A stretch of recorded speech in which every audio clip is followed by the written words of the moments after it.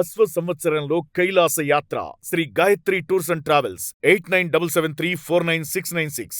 మరోసారి విఫలమైన team India player Sanju Samson. Abhishek అనారోగ్యంతో నమీబియాతో మ్యాచ్లో సంజుకి ఛాన్స్ దక్కింది.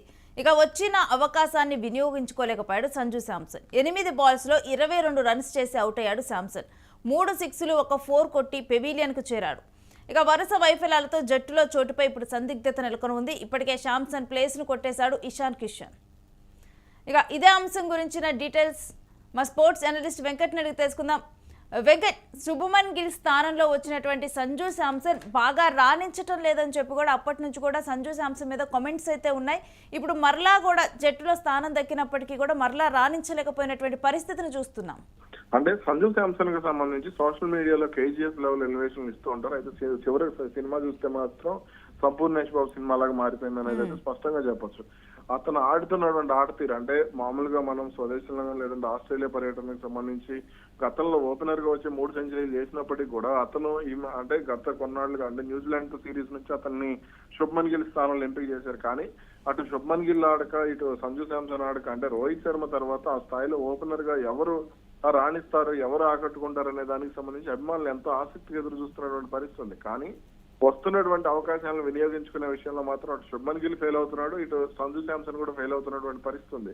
అంటే కీలకమైనటువంటి T20 వరల్డ్ కప్ కు ముందు జరిగినటువంటి న్యూజిలాండ్ తో సిరీస్ లో అతను ఆకట్టుకోలేదు. ఆ తర్వాత ప్రాక్టీస్ అతనికి ఇవ్వాల్సినటువంటి అవకాశాలు ఇచ్చారు. అదేవిధంగా దక్షిణాఫ్రికాతో జరిగినటువంటి ప్రాక్టీస్ మ్యాచ్ లో కూడా అతను ఆకట్టుకోవాల్సింది, అక్కడ కూడా ఆకట్టుకోలేదు. ఇక ఇప్పుడు నమీబియా లాంటి చిన్న జట్టు విషయంలో కూడా అతను ఇదే స్థాయిలో ప్రదర్శించాడనేది వినపడుతున్నటువంటి కామెంట్. అయితే ఇక్కడ చిన్న మనం కొంచెం ఆలోచించాల్సిన విషయం ఏంటి అని అంటే అతను 3 సిక్స్లు కొట్టడం, అదేవిధంగా అంటే 8 బంతుల్లో 22 పరుగులు చేయడం అనేది కొంత అంటే గతంలో రోహిత్ శర్మ ఇదే విధంగా అంటే పవర్ ప్లేలో ఎక్కువ పరుగులు చేయడానికి ప్రయత్నం చేశాడు.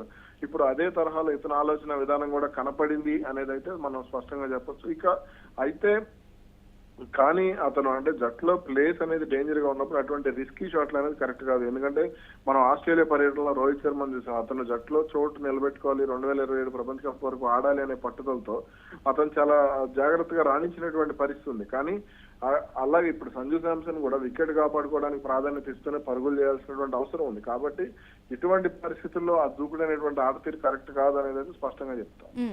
మరి జట్టులో చోటు ఉండేనా సంజు శాంసన్ కి, లేకపోతే ఏంటి పరిస్థితి? అయితే అభిషేక్ శర్మ కనుక తిరిగి జట్టులోకి వస్తే మాత్రం అంటే గోల్డెన్ ఛాన్స్ లానే చెప్పుకోవచ్చు సంజు శాంసన్ కి.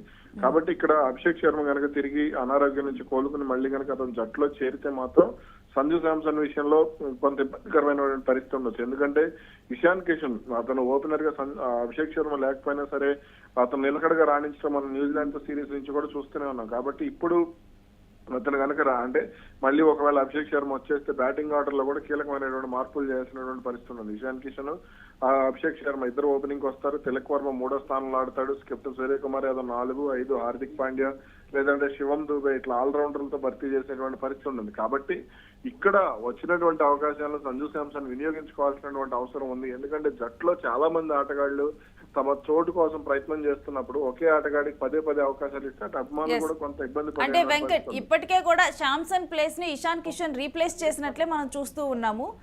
ఇక దీని తర్వాత ఇప్పుడు మరలా కూడా శాంసన్ కి కొన్ని అవకాశాలు దొరికినప్పటికీ కూడా తనని తాను ప్రూవ్ చేసుకోలేనటువంటి ఒక పరిస్థితి. అంటే ఇప్పుడు ఇషాన్ కిషన్ ఎందుకు వచ్చాడు? అసలు ఇషాన్ కిషన్ ను రిజర్వ్ ప్లేయర్ గా తీసుకున్నారు.